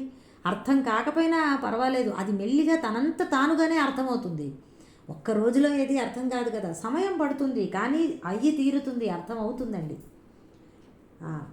ఇక తర్వాత 32 ఆత్మ ఔపమ్యేన సర్వత్ర సమం పశ్యతి యః అర్జున సుఖం వా యది వా దుఃఖం సహ యోగి పరమో మతః. యహ ఎవడైతే ఆత్మ ఔపమ్యేన, ఆత్మ అంటే ఇక్కడ తననే, ఔపమ్యేన అంటే ఉపమానంగా చేసుకుని, సుఖం వా దుఃఖం యదివా, సుఖాన్ని కానీ దుఃఖాన్ని కానీ సర్వత్రా సమం పశ్యతి, సమస్త జీవుల యందు తనతో సమానమైనదిగా చూస్తాడో సహ అటువంటి యోగి పరమః మతః సర్వోత్తముడు అని భావింపబడుతున్నాడు. మంచి శ్లోకం ఇది. తాత్పర్యం చెప్తాను. ఎవరైతే సమస్త జీవుల యందు సుఖాన్ని కానీ దుఃఖాన్ని కానీ తనతో సమానంగా చూస్తాడో, అంటే తనకి సుఖం కలిగితే ఎలా ఉంటుందో అలాగే సమస్త జీవులకి సుఖం కలిగితే అలాగే ఉంటుంది అని గుర్తించడం. తనకి దుఃఖము ఏది దుఃఖం కలుగుతుందో అదే సమస్త జీవులకి కూడా దుఃఖాన్ని కలిగిస్తుంది అని తెలియడం అన్నమాట అండి. అట్లా భావన చేయడం. అటువంటి ధ్యానయోగ సిద్ధుడు సర్వోత్తముడు అని. ఆత్మ ఔపమ్యేన అంటే తనను తాను స్వయంగా పోలిక చేసుకుని, ఇప్పుడు అలా తనను తాను పోలిక చేసుకుని సర్వప్రాణుల యందు సమానంగా చూస్తాడట. దేనిని అంటే సుఖాన్ని కానీ దుఃఖాన్ని కానీ. అంటే ఎలా అయితే నాకు సుఖము ఇష్టంగా ఉంటుందో సకల ప్రాణులకి కూడా సుఖము అనుకూలంగా ఇష్టంగా ఉంటుంది కదా. అంతేకాదు దుఃఖము ఎలా అయితే నాకు ఇష్టము కాకుండా ఉంటుందో అలాగే అన్ని ప్రాణులకి దుఃఖము ఇష్టము కాకుండా ఉంటుంది కదా అని గుర్తించి ఏం చేస్తాడంటే ఎవరికి దుఃఖ పెట్టడు. ఎందుకంటే తనకి దుఃఖం అయిష్టము కదా. మరి ఇతర ప్రాణులకి కూడా అయిష్టము అని తెలిసాక అటువంటి అయిష్టాన్ని ఇంకొకరికి కలిగించడనమాట. అంటే హింస ప్రవృత్తి ఉండదు అతనికి. అందరు జీవుల పట్ల అహింసతో కరుణతో ప్రవర్తిస్తూ ఉంటాడట యోగి. అదే అండి, నన్ను కొడితే నాకు ఎలా ఉంటుందో ఒక కుక్కని కానీ ఒక పిల్లిని కానీ కొడితే అది కూడా అంతే బాధపడుతుంది అని తెలుసుకుంటాడు. నాకు అన్నం లేకుండా అయితే నేను ఎలా అలమటిస్తానో ఆకలితో అదే ఇంకొక జీవి కూడా అలమటిస్తుందన్నమాట అని తెలుస్తుంది. మనకి ఇప్పుడు కూడా అది ఉంటుందండి. కానీ చాలామంది దాన్ని పట్టించుకోరండి. నేను ఎందుకు పెట్టాలి ఇంకొకళ్ళకి, నేను కష్టపడి సంపాదించుకున్న నా ధనము నాది అని అనుకుంటారు కదా. అది వేరు. ఇక్కడ చెప్తున్నది అది కాదండి. నాకు ఎలా దుఃఖము కష్టంగా ఉందో అన్ని ప్రాణులకి కూడా దుఃఖము కష్టంగా ఉంటుంది కదా అని చెప్పి కరుణతో ఉంటాడట. ఇది ఎలా అంటే ఎలా అర్థం చేసుకోవాలంటే, ఒకే శరీరంలో ఒక చేతికి నొప్పిగా ఉందనుకోండి మిగతా అంగాలు సంతోషించవు కదా. మిగతా పార్ట్స్ మొత్తం మనము ఎలా భావన చేస్తాం, ఒక చెయ్యి నొప్పిగా ఉందంటే నాకే నొప్పిగా ఉంది అని అనుకుంటాం మనం కదా. అంత తాదాత్మ్యతతో ఉంటాం. అంటే ఏకీభావాన్ని పొంది ఉంటాం ఈ శరీరంతో. మనం శరీరంలో విడివిడిగా ఇన్ని పార్ట్స్ ఉన్నా కానీ కూడా అంతా కలిపి నేనే అనేది మనకి అనిపిస్తూ ఉంటుంది. కాబట్టి ఎక్కడ ఏ నొప్పి ఏ బాధ కలిగినా మనకి నాదే బాధ అన్న దృష్టిలో మనం ఉంటాం. జ్ఞాని సర్వ ప్రపంచాన్ని అలా చూస్తాడు. మీకు అర్థం చేసుకోవడానికి చెప్తున్నాను. సర్వప్రపంచము తన దేహము అన్నట్లుగా కాదు, కానీ ఆ సమానత్వ దృష్టి వలన ఏమవుతుందంటే ఏ ప్రాణికి బాధ కలిగినా ఓహో కష్టము అందరికీ సమానమే కదా, ప్రాణం మీద భయము అందరికీ ఉంటుంది కదండి. కాబట్టి ఒక చిన్న ప్రాణికి కూడా హింస చెయ్యడానికి వెనకాడతాడనమాట. హింస చెయ్యలేడు. జ్ఞాని అలా ఉంటాడు. స్వామీజీ వారు ఎప్పుడు చెప్తూ ఉంటారండి, మనం దోమని కొట్టినా ఒక బొద్దింకని కొట్టినా ఇంట్లో అది ప్రాణే, దాన్ని చంపినప్పుడు కూడా మనకి పాపం వస్తుంది. అందుకే రాకుండానే మీరు జాగ్రత్త పడండి అని చెప్తూ ఉంటారు. ముందరే జాగ్రత్త పడండి. చీమలు వచ్చేస్తున్నాయని చీమల మీద మందు వేసేస్తాము, అట్లా కాదు. రాకుండా ముందరే ఎందుకు జాగ్రత్త పడకూడదు? ఒక పసుపు రాసుకోవడం, ఇట్లా అలా అక్కడ అద్దడము, అట్లా వాటి వల్ల చీమలు రావు. అట్లానే ఇవన్నీ రాకుండా మనం ముందరే తగు జాగ్రత్తలు తీసుకోవాలి. ఒక గృహంలో ఉంటున్నామంటే ఇవన్నీ జాగ్రత్తలు తీసుకోలేదనుకోండి, తర్వాత అనవసరంగా ఆ జీవిని చంపినటువంటి దోషం మనకు వస్తుంది. కాబట్టి జాగ్రత్తగా ఉండాలి. అంటే అలా చెప్పారు. నిజంగా నేను నా మాట కాదు, ఇది స్వామీజీ వారు ఎన్నోసార్లు చెప్పారండి. చాలా జాగ్రత్తగా ఉండాలి అని చెప్పి. అంటే ఎందుకంటే ఆయనకి అంతా ఒకటే, మనకి ఆ దృష్టి లేదు కాబట్టి గబుక్కుని మనం ముందు వెనక ఆలోచించకుండా ముందర అక్కడ ప్రాబ్లంగా ఉన్నది, ఏవో పురుగులు ఏవో ఉన్నాయి, వాటిని చంపేయాలి అని అనుకుంటాం. నాకు కష్టం కలుగుతుంది దాని వలన అని చెప్పి మనం చంపేస్తాం. ఆ జీవికి కష్టం కలుగుతుంది అని ఎవరు ఆలోచిస్తారండి? ఆ బ్రహ్మకీట జనని అని అమ్మవారి పేరు. ఆ బ్రహ్మగారి దగ్గర నుంచి చిన్న క్రిమి కీటకం వరకు అందరికీ కూడా జనని ఎవరు? అమ్మవారు ఎందుకో తెలుసా, అంతా ఒకే మూల కారణం నుంచి ఉద్భవించాయి కాబట్టి, సకల ప్రాణులు కూడా ఒకే మాయాశక్తి నుంచి ఉద్భవించాయి కాబట్టి, ప్రకటమై కనబడుతున్నాయి కాబట్టి ఆవిడ అందరికీ జనని తల్లి అని చెప్పి మనకి అలా చెప్తుంది లలితా సహస్రనామం. దాని అర్థం ఏమిటంటే అన్నిటికీ ఒకటే కారణం, ఇవన్నీ కూడా ఈ మొత్తం జగత్తు అంతా కూడా మాయాశక్తి నుంచే ప్రకటమైనది కనుక ఆ మాయాశక్తి మూర్తీభవించిన రూపమైతే మనం అమ్మవారితో పోలుస్తున్నాం. అది అలా ఉంటుంది. అప్పుడు తల్లికి ఏమవుతుందండి, ఒక ప్రాణి మీద అయిష్టము, ఒక బిడ్డ మీద అయిష్టము, ఒక బిడ్డ మీద ఇష్టము ఉండదు కదా, సమానమైనటువంటి ప్రేమ ఉంటుంది. అట్లానే ఈ జ్ఞాని అలా ఉంటాడనమాట అండి, అందరి పట్ల సమానమైనటువంటి ప్రేమ, కరుణ దృష్టి కలిగి ఉంటాడు. ఇక్కడ ఒకటి చూసుకోవాలి, ఆ జ్ఞాన స్థితికి వెళ్ళినప్పుడు, ఇప్పుడు ఫర్ ఎగ్జాంపుల్ ఒక జీవి విపరీతంగా బాధపడుతున్నాడు అనుకోండి, ఈ జ్ఞాని కూడా ఆ జీవిలాగే ఏడుస్తూ కూర్చుంటాడా? ఏడవడు. అర్థమవుతుందా? అది మళ్ళీ వేరండి. ఎందుకంటే ఇక్కడ ఈ సమత్వాన్ని చూడడము అంటే తనంత తానుగా ఎవరిని హింసించకుండా ఉంటాడు అనేది మనం గ్రహించాలి. అంతే తప్ప అందరూ ఏడుస్తుంటే జ్ఞాని కూడా ఏడుస్తూ కూర్చుంటాడు అని కాదండి. అయ్యో అజ్ఞానంలో వీళ్ళందరూ తెలియక ఇలా బాధపడుతున్నారు, ఇదంతా మిథ్య, ఇదంతా నాటకం అని గుర్తించలేకపోతున్నారు అని చెప్పి వారికి బోధ చేస్తాడు. కానీ అంతేగాని తాను ఏడుస్తూ కూర్చోడు. మీకు ఈ ఆత్మౌపమ్యేన అనేది కరెక్ట్గా అర్థం కావాలి. తనతో పోల్చుకుని సుఖదుఖాలలో సమానము అందరూ ప్రాణులు అని తెలుసుకుని తాను ఎవరికి పనిగట్టుకుని దుఃఖాన్ని కలిగించడు, అంతవరకే. అంతేగాని దుఃఖంలో చాలామంది ప్రాణులే మనం ఎలా ఉంటామంటే జీవులం దుఃఖాలు కల్పించుకుంటాం. అదేదో బాగులేదని ఇదేదో బాగులేదని లేని దుఃఖాలని మనం కల్పించుకుని బాధపడుతూ ఉంటాం. దానికి ఆయన ఏమీ బాధపడ్డాడండి. అర్థమవుతుందా? జాలితో ఉంటాడు. అయ్యో వీరు అజ్ఞానంలో ఉన్నారు, ఎప్పుడు వీళ్ళు తెలుసుకుంటారో, వీరి అజ్ఞానం ఎప్పుడు పోతుందో అని ఆయన ఒక నమస్కారం పెడతాడంతే మనకి. అంటే వాళ్ళకి తొందరగా అజ్ఞానము నశించుగాక అని చెప్పి. ఈ డిఫరెన్స్ అర్థమైంది కదా. ఇక్కడ ఒకటి మనకి చాలా మతాలలో ఉంటుందండి, ఏంటండి, neighbour thou shalt love your neighbour as thy self అని ఒకటేదో ఉంది కదా, ఏంటి, నీ పొరుగు వారిని నీలా ప్రేమించు అని చెప్పి మనకి ఇతర మతాలలో కూడా ఈ భావం ఉంది. కానీ ఎందుకు అలా ఉండాలి అనేది ఎక్కడా చెప్పలేదు నాకు తెలిసి. మరి డెఫినెట్గా మన సనాతన ధర్మంలో చెప్పారండి. ఎందుకు అట్లా భావించాలి, నేనెందుకు నా చుట్టుపక్కల వాళ్ళని నాలాగా భావించాలి అంటే అదే మనకి వేదంలో చెప్పింది, ఏకత్వము కాబట్టి, అంతా ఒకటే ఆత్మ కాబట్టి తెలియని స్థితిలో భేదాన్ని చూస్తూ ఒకళ్ళనొకళ్ళు కష్టపెట్టుకుంటున్నాం మనం. ఇతరులు వాళ్ళు నాకంటే పరాయి వాళ్ళు అన్న దృష్టితో మనము వాళ్ళకి ఏమైనా పర్వాలేదు అని మనం అనుకుంటున్నాము.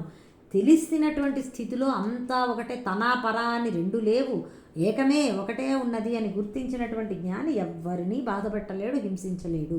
ఆ ఏకత్వము ఉన్నది కాబట్టి, ఏకత్వమే సత్యము కాబట్టి, బ్రహ్మ సత్యం జగత్ మిథ్య. జగత్ అంటే భిన్నత్వం అంతా, ఇదంతా మిథ్య.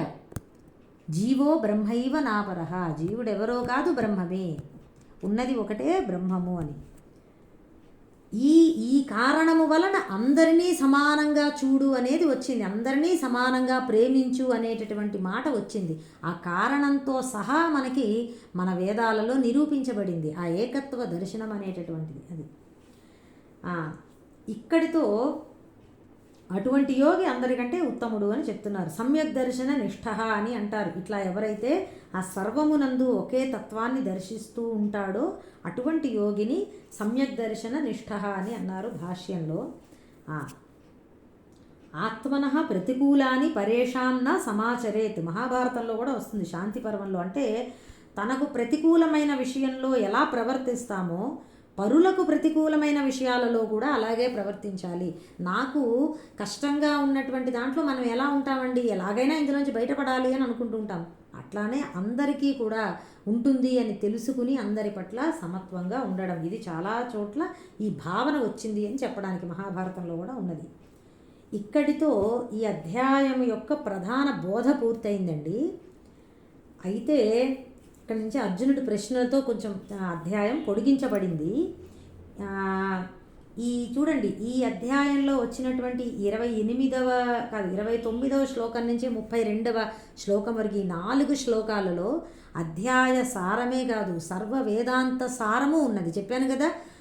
29వ శ్లోకం ఒక్కటి చాలు, అది మహావాక్యం, సర్వవేదాంత సారము అందులో ఇమిడి ఉన్నది. జీవన్ముక్తుడంటే ఏమిటి అనేది మనకి తెలుస్తుంది. అయితే అంతటి బోధ అయ్యాక అర్జునుడు అనుకున్నట్ట ఇంత యోగాన్ని సంపాదించడం చాలా కష్టము అని గమనించాడు అర్జునుడు. అర్జునుడే కాడు, మనమందరం ప్రారంభం నుంచి గమనిస్తున్నాం కదా. గమనించి ఆయన అన్నట్ట నిశ్చయంగా దీన్ని ఎలా నేను పొందాలి అనే ఉపాయాన్ని భగవానుణ్ణి అడగాలి అని అనుకున్నాడు ఆయన. ఇదేమీ అంత సులభంగా అనిపించట్లేదు, ఈయన చెప్పడం అయితే చెప్పేశాడు కృష్ణుడు, గురువుగారు మరి ఎలా, ఏమీ అంత తేలేటటువంటి విషయంలో అనిపించట్లేదే, ఎక్కడ నాకు సర్వత్రా సమానంగా నేను ఎలా దర్శించగలనబ్బా అనేటటువంటి సందేహం మనందరి తరపున అర్జునుడికి కలిగి ఆయన ప్రశ్నిస్తున్నాడు. చాలా బాగుంటుంది ఇక్కడి నుంచి చర్చ, చాలా మంచి విషయాలు వస్తాయన్నమాట అండి. కొన్ని చెప్పుకుందాం, ఎందుకంటే చాలా తొందరగా అయిపోతాయి ఇక్కడి నుంచి ఫాస్ట్గా. ఒక్క నిమిషం అండి, ఒక్క నిమిషం. జయ గురుదత్త.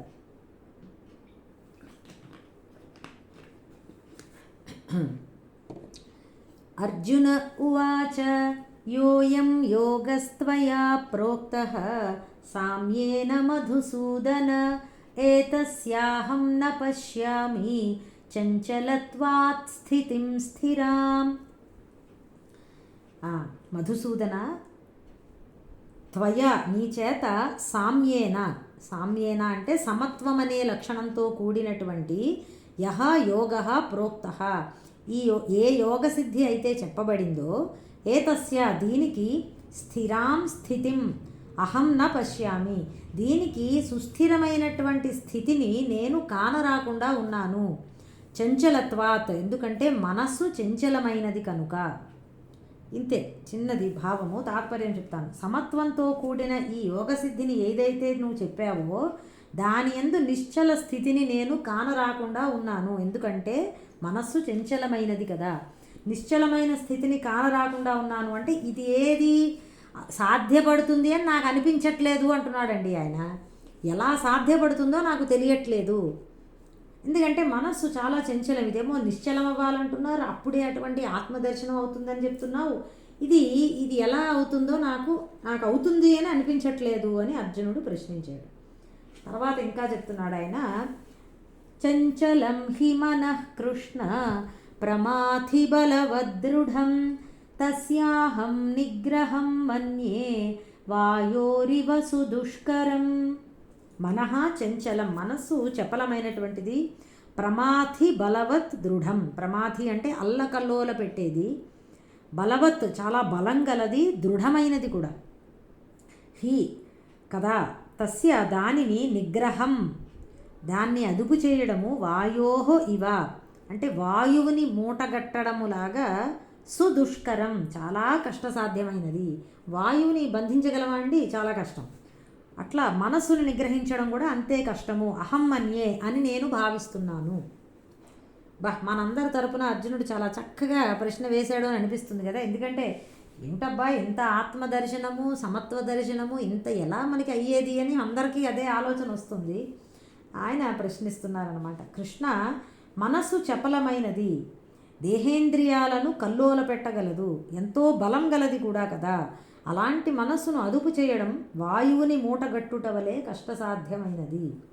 బలవత్ అంటే నకేనచిత్ నియంతుం శక్యం, ఎటువంటి అంటే చాలా కష్టము దాన్ని నిగ్రహించడం. అది ఏ ఉపాయము చేత అది నిగ్రహించబడదు కదా. దృఢం అన్న మాటకి ఏం చెప్పారంటే, ఒక్క నిమిషం, నాగపాశవత్ అచ్ఛేద్యం అని అన్నారండి.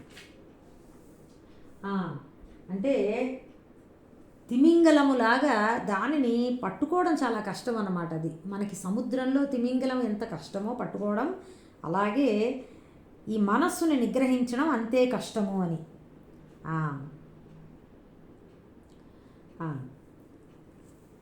అయితే ఇక్కడ ఏంటంటే మరి నిశ్చలం అయితే కానీ నిర్వికల్పమైన దాన్ని పట్టుకోలేదు ఆత్మతత్వాన్ని, మరి ఎట్లా ఇది సాధ్యమవుతుంది అని అర్జునుడి యొక్క ప్రశ్న. ఇక్కడ కృష్ణ అని అన్నారు. ఆ కృష్ణ అన్న మాటకి ఏమిటంటే దోషాలని లాగి అవతలకు పడేస్తుందిట. భక్తజన పాపాది దోష ఆకర్షణాత్ కృష్ణ. కృష్ణనామానికి ఎన్నో అర్థాలు ఉన్నాయండి, ఇది ఒకానొక నామం. ఎలా అయితే దోషాలని నువ్వు హరించగలవో అట్లానే నా యొక్క మనస్సులోని దోషాలని కూడా హరించి నాకు ఏకాగ్రత ఎలా కలుగుతుందో బోధించు అని అర్థిస్తున్నట్లుగా ఉన్నది ఆ సంబోధన అక్కడ అన్నమాట కృష్ణనామంతో. ఇప్పుడు 35వ శ్లోకము. ఒక్క నిమిషం అండి. శ్రీభగవానువాచ అసంశయం మహాబాహో మనోదుర్నిగ్రహం చలం అభ్యాసేన తు కౌంతేయ వైరాగ్యేణ చ గృహ్యతే. మహాబాహో మనస్సు దుర్నిగ్రహం చలం. దుర్నిగ్రహం నిగ్రహించడానికి చాలా కష్టమైనది, చలం చంచలమైనది కూడా. అసంశయం ఇందులో సందేహమే లేదు.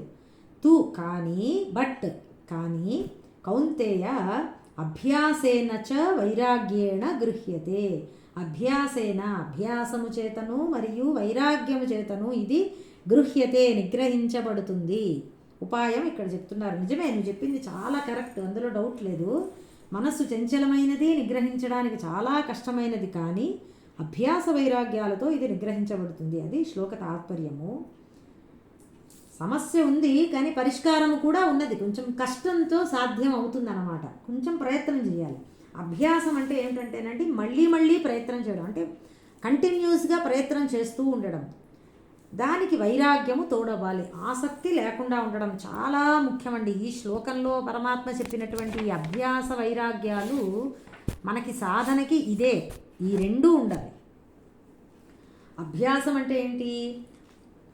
కాన్స్టెంట్ రిపిటీషన్, కంటిన్యూస్గా రిపీట్ చేస్తూ ఉండడం. అంటే ఒకే ధ్యేయ వస్తువు మీద దృష్టి పెడుతూ ఇంకా ఏ ఆలోచనలు రాకుండా అదే భావన చేస్తూ ఉండడం అండి. ధ్యానంలో అయితే అది మామూలుగా నిరంతరము, బాహ్యంలో కూడా అదేనండి. నిరంతరము మనస్సులో మిగతా ఆలోచనలు రాకుండా ఇదొక్కటే ఆలోచన నడుస్తూ ఉండడం అభ్యాసం అంటే. అది ప్రాక్టీస్ చేస్తూ ఉండాలి. మొదట్లో కష్టం అవ్వచ్చు, కానీ వైరాగ్యము తోడైతే అది సాధ్యమవుతుంది.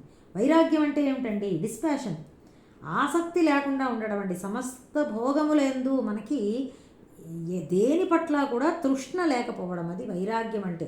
ఇది ఉండాలి. వైరాగ్యము లేకుండా మాత్రము సాధన జరగదు. అభ్యాసం కూడా ఉండాలి. వైరాగ్యం ఉందండి అని చెప్పి ఖాళీగా కూర్చోవడం కాదు, అభ్యాసము చేయాలి. రెండూ ఉండాలన్నమాట. ఒకటి నెగిటివ్గా, ఒకటి పాజిటివ్గా అనమాట అండి. నెగిటివ్ ఏంటంటే వైరాగ్యము, దానివల్ల ఇతర వస్తువుల పట్ల, ఇతర విషయాల పట్ల ఆసక్తి తగ్గిపోతుంది. అప్పుడు ఆత్మతత్వాన్ని గురించినటువంటి అభ్యాసం చేస్తూ ఉండాలి. రెండు. వైరాగ్యం ఎలా కలుగుతుందండి అంటే దోషాన్ని దర్శిస్తూ ఉండడం వలన వైరాగ్యం కలుగుతుందండి. వైరాగ్యము ఏమన్నారంటే వివేక చూడామణిలో, ఒక్క నిమిషం శ్లోకం తీస్తాను. వైరాగ్య బోధౌ పురుషస్య పక్షివత్ పక్షౌ విజానీహి విచక్షణత్వం. ఏమన్నారంటే వైరాగ్యము, అభ్యాసము, ఇక్కడ జ్ఞానం అని అన్నారు. ఆ రెండూ కూడా పక్షికి రెండు రెక్కల లాంటివి. మోక్షము కాంక్షించేటటువంటి సాధకుడు అనే పక్షికి రెండు రెక్కల లాంటివి. రెండూ ఉండాలి. ఏ ఒక్కటి లేకపోయినా అది ఎగరలేదు కదా పక్షి. అలానే అభ్యాస వైరాగ్యాలు రెండూ ఉండాలన్నమాట అండి. అందులో వైరాగ్యం గురించి చెప్పారు, ఎంత చక్కగా చెప్పారంటే బాహ్య విషయాలతో సంపర్కాన్ని తగ్గించుకోవాలి, వాటి పట్ల ఆసక్తిని వదిలిపెట్టాలి. ఎట్లా? దోష దర్శనం చేస్తూ ఉండాలి. ఇదంతా మిథ్య, ఇది అశాశ్వతము, మిథ్య, ఈ మాట గుర్తుపెట్టుకుంటూ ఉండాలి. తాడుని చూసి మనం ఎలా అయితే పాము అని అనుకుంటున్నామో, ఈ సమస్త ప్రపంచాన్ని మనము ఆత్మస్వరూపంగా ఉన్నది ఇది, దీనిని మనం ఇలా నామరూపాలుగా చూస్తూ ఇదే సత్యమని అనుకుంటున్నాం. ఇదంతా కనబడినట్లుగా సత్యము కాదు సుమా అని తెలుసుకుంటూ ఉండాలండి. బంధాన్ని కలిగిస్తున్నాయి వీటిని కోరుకోవడం వలన. ఆత్మను పక్కన పెట్టి, ఈశ్వరుణ్ణి పక్కన పెట్టి ఇవే నాకు కావాలి అని అనుకున్న దశలో ఇవన్నీ కూడా మనల్ని బంధిస్తాయి, ఈ కోరికలు అవన్నీ అనేటటువంటి జ్ఞానం వలన వైరాగ్యం కలుగుతుందండి. దీనికి ఏంటంటే వైరాగ్యము కావాలి అంటే లక్ష్యాన్ని ముందర మనము నిశ్చయంగా ఉండాలండి. నా లక్ష్యము ఏదో నా జీవితం సాఫీగా సాగిపోవాలి, లేదా నా పిల్లలు అందరూ బాగుండాలి, నాకు బాగా ధనం ఉండాలి, ఇది అయినప్పుడు అభ్యాస వైరాగ్యాలు కాదు. అటువంటి వారికి చెయ్యట్లేదు ఈ బోధ, గుర్తుపెట్టుకోవాలి. భగవద్గీత ఎవరికి బోధ జరుగుతున్నది అన్న విషయంలో డౌట్లు రాకూడదండి మనకి. ఎవరికైతే మోక్షము కావాలో, ఎవరికైతే ప్రపంచంలోని సుఖాలు అశాశ్వతాలు అని తెలుసుకున్నారో, ఎవరికి శాశ్వతమైన సుఖాన్ని వెదుకుతున్నారో అటువంటి జిజ్ఞాసువులకి ముముక్షువులకి భగవద్గీత బోధ ఫస్ట్ అది. సరే మరి కొంతమందికి అంతగా లేకపోయినా వచ్చాం కదండి అంటే వచ్చినందుకు గాను అట్లీస్ట్ ఆ భావనల్ని పెంచుకోండి అంతే. పెంచుకోవాలి మనం. అది ఆ లక్ష్యము ఆత్మజ్ఞాన ప్రాప్తి లేదా భగవత్ ప్రాప్తి అయి ఉండాలి. ఫస్ట్ లక్ష్యాన్ని ఫిక్స్ చేసుకుని అప్పుడు ఏం చేయాలండి, ఆ లక్ష్యానికి ఏదైతే ఆటంకంగా ఉన్నాయో వాటన్నిటినీ దూరం పెట్టేయాలంతే. ఇప్పుడు ఎవరికైనా మనం ఎప్పుడు చదువు ఎగ్జాంపుల్ చెప్పుకుంటాం, అబ్బాయికి మంచి ర్యాంక్ రావాలని ఉందనుకోండి, దానికి ఆటంకాలుగా ఉన్నటువంటి ఇన్స్టాగ్రామ్లు ఇలాంటివన్నీ సోషల్ మీడియా అంతా పక్కన పెట్టేస్తారు. వాళ్ళు అసలు ఫోన్ ఆఫ్ చేసేస్తారు, వాళ్ళ దగ్గర ఫోన్ ఉండదు. ఎప్పుడు టాపర్లు ఇదే చెప్తూ ఉంటారు, 11-12 గంటలు చదువుకుంటూ ఉంటారు. ఉత్తి ఫోన్ ఆఫ్ చేసి పెడితే కుదరదు, చదువుకోవాలి కూడా. వైరాగ్యం ఏంటంటే ఫోన్ ఆఫ్ చేయడం లాంటిది, ఆ చదువుకోవడం ఏంటంటే అభ్యాసం లాంటిది, రెండు ఉండాలి. అలా అన్నమాట అండి. గ్రంథ పఠనం చేస్తూ బోధలు వింటూ ఉండడము, దాన్ని కేవలం వినడమే కాదు ఆచరణలో పెడుతూ ఉండడం, ఆ విన్న వాటిని జీవితంలో మనం అమలు పెడుతూ ఉండడం, ఆచరణలో పెడుతూ ఉండడం, ఇది నిరంతరము చేస్తూ ఉండాలండి. ఇంకొకటి ఆత్మ గ్రంథ పఠనం అంటే ఏ గ్రంథ పఠనం అండి, ఆత్మతత్వాన్ని గురించి బోధించినటువంటి గ్రంథాలు చదువుతూ ఉండాలి. ఏమంటే మాకు ఇంకా అంతగా అర్థం కావట్లేదు, కనీసం పురాణాలైనా వినాలన్నమాట. కానీ పురాణాలు ఇవి ఒక స్థాయి అండి. డెఫినెట్గా ఆత్మతత్వాన్ని గురించినటువంటి బోధ మాత్రము ఇవే చదవాలి. భగవద్గీత ఇలాంటి ప్రకరణ గ్రంథములు, ఇంకా ఉపనిషత్తులు మొదలైనటువంటివి అంతే. గురు బోధలు వినడము ఇట్లాంటివి. లేకపోతే ఇంకో తక్కువ స్థాయిలో మంత్ర జపములు చేసుకోవడం, పూజలు, ఇవన్నీ ఇంకా తక్కువ స్థాయి. కానీ అవైనా చక్కగా నిష్కామంగా చేయడం అన్నా మనం ప్రాక్టీస్ చేస్తూ ఉండాలి. అది మెల్లిగా ఆ సాకారం అనే మనం పూజ చేస్తున్నటువంటి దేవుడు కేవలము ఆ విగ్రహంలోనే లేడు, సర్వత్రా ఉన్నాడు అన్న భావనలోకి ఎదగాలండి ఎప్పటికైనా. ఈ సర్వత్రా సర్వవ్యాపకంగా ఉన్నాడు భగవానుడు అనేటటువంటిది తెలియకుండా అసలు మనం సాధనలోకి ప్రొసీడే అవ్వలేమండి. ఎంతసేపు కూడా నేను అనుకున్న నా ఇష్టదైవం మాత్రమే, ఆ విగ్రహంలో మాత్రమే, ఆ ఒక ఫలానా గుడిలో మాత్రమే భగవంతుడు ఉన్నాడు అనుకున్నప్పుడు ఇది ఇంకా మనం చాలా దూరంగా ఉన్నట్టు ఈ మొత్తం తత్వానికి. అది ఎదగాలి, మనం అలవాటు అర్థం చేసుకోవాలి. భగవానుడే చెప్తున్నాడు కదా, ఆయన మీరు వింటున్నారు కదా, సర్వభూతస్థం ఆత్మానం అని చెప్తున్నారు కదా. ఆత్మ అంటే ఏమిటనుకుంటున్నారు మరి? అదే కాబట్టి చెప్తూనే ఉన్నాడు తత్వాన్ని భగవానుడు. అది మనం పట్టుకునేటటువంటి ప్రయత్నం చేయాలి. ఈ విధంగా అభ్యాసము వైరాగ్యము, అభ్యాసమే నేను ఇప్పుడు చెప్పాను, గ్రంథపఠనము, బోధలు వినడము, ఆచరణలో పెట్టడము, మంత్రజపము, పూజ మొదలైనటువంటివి. సాకార భక్తియే కాకుండా నిరాకారంలో కూడా భావన చేస్తూ ఉండడము, ధ్యాన యోగాభ్యాసం చేసుకుంటూ ఉండడము. అంతేకాకుండా దోష దర్శనం, వైరాగ్యానికి విషయ ఆకర్షణలు తొలగడానికి, వాటి పట్ల అవేమీ శాశ్వతము కాదు, ఎండమావులలో నీరులాగా దాహాన్ని తీర్చలేవివి, శాశ్వతమైన సుఖాన్ని అందివ్వలేవు. ఒక సుఖము, ఒక కోరిక తీరితే సుఖము అని అనుకున్నది ఎవరో ఒక ఆయన కనిపెట్టారట. ఆయన ఏమన్నారంటే, ఒక కోరిక తీరాక ఆ తీరిన సుఖము 6 నిమిషాలు ఉంటుందిటండి మనిషికి, మనసుకి. వెంటనే it goes to the next కోరిక, అక్కడి నుంచి వెంటనే నెక్స్ట్ కోరిక మీదకి వెళ్ళిపోతుందిట. ఒక ఆయన అనాలిసిస్ చేసి రీసెర్చ్ చేసి చెప్పారటండి, ఒక కోరిక తీరాక మనకి కలిగినటువంటి సుఖము 6 నిమిషాలు మాత్రమే ఉంటుంది. అబ్బా ఎంత తాత్కాలికంగా ఉన్నది ఇది చూడండి. ఇట్లా మనం ఆలోచన చేస్తూ ఆ వైరాగ్యాన్ని బాగా వృద్ధి చేసుకుంటూ ఉండాలి. మనకి మనమే అనుకుంటూ ఉండాలి. 2 చెప్పారు ఇక్కడ. ఏమన్నారు? ఆత్మను గురించి తెలుసుకోవడం అభ్యాసము, అనాత్మను వదులుకోవడము వైరాగ్యము. ఇందులో కూడా ఆర్డర్ కూడా ఇంపార్టెంట్ అండి. అభ్యాసంతో ప్రారంభం చేయాలి. అసలు ప్రారంభంలో మనకి ఎంతో కొంత తెలియాలి. లక్ష్యము ఏమిటి, నేను సాధించవలసింది జీవితంలో అనేది తెలియాలి. దానికి వైరాగ్యము తోడవుతుందన్నమాట. దీని గురించి కూడా కొంచెం చెప్పవలసింది ఉన్నది, కానీ కొంచెం మీకు ఓవరాల్గా ఐ థింక్ భావన అర్థమైంది అని భావిస్తున్నాను. ఇక్కడతో దీన్ని ఆపుతున్నాను. తర్వాత 36వ శ్లోకము. అసంయతాత్మనా యోగః దుష్ప్రాప ఇతి మే మతిః వశ్యాత్మనా తు యతత శక్యో వాప్తుముపాయతః. లాస్ట్ లైన్లో వశ్యాత్మనా తు యతత శక్యః అవాప్తుం ఉపాయతః, అది అక్కడ పద విభజన.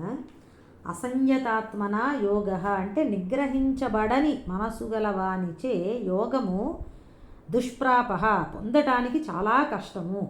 ఇతి అని మేమత అన్నమాట. మేమతి నా నిశ్చయము. దీనికి భిన్నంగా దీనికి భిన్నంగా యతత ప్రయత్నశీలుడై వశ్యాత్మన వశము చేసుకోబడిన చిత్తము గలవాని చేత ఉపాయత పైన బోధించినటువంటి ఉపాయాదుల ద్వారా అవాప్తుం శక్య పొందడానికి శక్యమైనది. ఏమిటి? యోగం అన్నమాట. పైన చెప్పినటువంటి యోగం. మనోనిగ్రహము లేనివాని చేత యోగము పొందశక్యము కానిది. ప్రయత్నశీలుడై వశము చేసుకున్న చిత్తము గలవాని చేత పూర్వోక్తం అంటే పూర్వము చెప్పబడినటువంటి ఉపాయముల ద్వారా ఈ యోగము పొందడానికి సాధ్యము అని నా అభిప్రాయము. యోగము సిద్ధించట్లేదు అంటే దానికి కారణం ఏంటంటే మనస్సు నిగ్రహించబడట్లేదు అని. దానికి అభ్యాసము కుదరట్లేదు, వైరాగ్యం ఇంకా సరిగ్గా కలగలేదు అని గుర్తు అన్నమాట అండి. అటువంటి వాడు అసంయతాత్ముడు. అటువంటి వాడికి యోగం పొందడం చాలా కష్టం. అలా కాకుండా చక్కగా ప్రయత్నం చేస్తూ ఉంటే మనసు తప్పక స్వాధీనం అవుతుంది. అది ఇంతవరకు చెప్పారు, సాధన చెప్పారు. అయితే అర్జునుడికి ఒక ప్రశ్న మళ్ళీ వచ్చిందండి. ఇప్పుడు ఒకానొకడు అభ్యాసం చేస్తూ ఉన్నాడు, ధ్యాన యోగాన్ని అభ్యాసం చేస్తూ ఉన్నాడు. పుణ్యము కోరుతూ మనం ఏదైనా పూజలో అవి చేస్తుంటే పుణ్యాన్ని కోరుతూ ఉంటాం, దానివల్ల మంచి కలగని అని చెప్పి మనం అనుకుంటూ ఉంటాం చూసారా. అట్లా పుణ్యాన్ని కోరుతూ కర్మలను చేయడం మానేశాడు, వదిలిపెట్టేశాడు. ఎందుకంటే నిష్కామ కర్మయోగం చేస్తున్నాడు అనమాట. కోరికలతో కర్మలు చేయడం మానేశాడు, యోగాభ్యాసం ప్రారంభం చేశాడు. కానీ ఓకే, యోగం సిద్ధిస్తే మోక్షం వచ్చేస్తుంది. కానీ ఒకవేళ యోగం సిద్ధించలేదనుకోండి, అప్పుడు ఏమవుతుంది? ఈ లోపల అతడు మరణించే సమయం వచ్చేసింది. ఆ మరణ సమయంలో ఇంకా ఎప్పుడైతే సిద్ధి కలగలేదో మనసు చెదిరిపోతుంది. యోగం నుంచి అతడు ఆ యోగ స్థితిలో ఉండలేడు. భగవంతుడి స్మరణ కానీ ఆత్మతత్వ అనుసంధానం కానీ చెయ్యలేకపోతాడు. అప్పుడు అతడికి ఏ గతి పడుతుంది అంటే, సాధన పూర్తి అవ్వకుండానే ఒకానొక జీవి మరణించాడు. అప్పుడు అతడికి ఏమవుతుంది? అతడు చేసినటువంటి సాధన వృధా అయిపోతుందా అని అర్జునుడి ప్రశ్న. చాలా చక్కటి ప్రశ్న అండి. తెలియాలి మనకి, తప్పకుండా దీని గురించి తెలియాలి. ఈ ఫస్ట్ 37వ శ్లోకం చెప్పేసి ఆపుతాను ఇవాళకి. అర్జున ఉవాచ అయతి శ్రద్ధయోపేతః యోగాచలిత మానసః అప్రాప్య యోగ సంసిద్ధిం కాం గతిం కృష్ణ గచ్చతి. శ్రద్ధయా ఉపేతః, శాస్త్రవాక్యాలయందు విశ్వాసంతో ఉపేతః కూడినవాడై, అయతి ప్రయత్నం ఇంకా పూర్తి కాలే, ప్రయత్నం చేస్తూనే ఉన్నాడు కానీ ప్రయత్నము పూర్తి కాలేదు. సో ప్రయత్నము లేని సాధకుడు యోగాత్ యోగాభ్యాసము నుండి చలిత మానస చెదరిన మనసు గలవాడు యోగ సంసిద్ధిం అప్రాప్య యోగ సిద్ధిని పొందకుండానే కాం గతిం గచ్చతి ఎటువంటి ఫలితాన్ని పొందును. శ్రద్ధతో కూడిన వాడే అయినా కానీ కూడా ప్రయత్నము పూర్ణంగా చెయ్యకపోవడం వలన యోగము నుండి చెదరిన మనస్సు కలవాడు యోగ సిద్ధిని పొందకుండా ఎటువంటి ఫలితాన్ని పొందును. సిద్ధి పొందలేదు, బట్ సక్సెస్ అవ్వలేదన్నమాట. సో అతనికి ఏం జరుగుతుంది అని, ఆయుష్ తీరి మరణించవచ్చు. కనుక అది ఎటువంటి గతి అంటే ఒకవేళ మరణిస్తే ఏమవుతుంది అని. ఎందుకంటే చలిత మానస అంటే చెప్పాను కదా, మరణంలో మనస్సు ఇటు భగవంతుడిపైన లేదు, ఇటు ఆత్మజ్ఞాన సిద్ధిని పొందలేదు. ఆత్మతత్వాన్ని అనుసంధానం చేసుకుంటూ శరీరమే మరణిస్తున్నది, నాకు మరణము లేదు. నా జాయతే మ్రియతే వా కదాచిత్ వచ్చింది కదా. అలాగే చాలా శ్లోకాలు వచ్చాయి మనకి 2వ అధ్యాయంలో. వాసాంసి జీర్ణాని యథా విహాయ దేహినోస్మిన్ యథా దేహే. ఇట్లాంటి అనుసంధానం తత్వాన్ని తెలుసుకోవడం వలన శరీరానికే మరణము, ఆత్మగా నేను ఎప్పుడు ఉన్నాను అనేది అంత భావనలో లేదు, భగవంతుడి స్మరణ కూడా లేదు. పోనీ అప్పుడు మరణిస్తే ఏం జరుగుతుంది అని. ఎందుకంటే ఇవన్నీ అవసరం అండి. కొన్ని జన్మలు పట్టచ్చు మనకి, సాధనలు కొన్ని జన్మలు పడతాయి. కొంతమందికి అదృష్టం ఉంటే పూర్వజన్మలో అయిపోయి ఉంటే ఈ జన్మలోనే అయిపోవచ్చు మనకి. దానికే మనం ఏం చేసుకోవాలి, మన లక్ష్యం ఈ జన్మలోనే సాధించాలని ఉండాలి. పర్లేదులే మెల్లిగా చేసుకుంటాం, 10 జన్మలైనా పర్వాలేదు అని అనుకోకూడదండి. కానీ అలా పట్టచ్చు, కొంతమందికి సమయం పట్టవచ్చు. కాబట్టి ఇలాంటి ప్రశ్న తప్పకుండా వస్తుంది, మధ్యలో మరణించిన వారికి ఏం జరుగుతుంది అని. ఇక్కడ ఆపుతాను నేను. నెక్స్ట్ క్లాస్లో మళ్ళీ మనం 38వ శ్లోకం నుంచి కంటిన్యూ చేసుకుందాం. ఆల్మోస్ట్ ఇంకా దీని గురించే చర్చ ఉంటుందన్నమాట. అది నెక్స్ట్ క్లాస్లో చెప్తానండి. ఇవాళకి చాలు. కొంచెం కొన్ని భావాలు నేను తొందరగా చెప్పేశానంటే పూర్తిగా ఇంకా వివరణలోకి వెళ్ళలేదు. అర్థమైనంత మటుకు చెప్తే చాలు అని ఇంక ఊరుకుంటున్నాను, ఎందుకంటే లేట్ అవుతోంది. ఈ 6వ అధ్యాయము ఆ 32వ శ్లోకాన్ని ఎప్పటికైనా దాటుతానా అని అనుకున్నాను నేను. ఇవాళ భగవంతుడి దయ వల్ల పూర్తి అయ్యింది అది. ఆ 32వ శ్లోకము అంటే మెయిన్ తత్వబోధ అన్నమాట అది. సరేనండి, చాలు. ఇంకా మళ్ళీ మండే మనము కంటిన్యూ చేద్దాం. 38వ శ్లోకం నుంచి కంటిన్యూ చేసుకుందాం. 38, 37 చూస్తాను నెంబరు. సర్వం శ్రీ సద్గురు చరణారవిందార్పణమస్తు. జ్ఞానానందమయం దేవం నిర్మలస్ఫటికాకృతిం ఆధారం సర్వ విద్యానాం హయగ్రీవముపాస్మహే. మెమరైజ్ చేస్తున్న వాళ్ళకి కొంచెం కష్టం అవ్వచ్చు, వెనక పడుతున్నాను సిలబస్లో. ముందరకు వెళ్ళిపోతానులేండి. ఈ తర్వాత 10 శ్లోకాలు కూడా ఒకే దాంట్లో వెళ్ళిపోతాయి, ఎందుకంటే చిన్న చిన్నది భావాలు.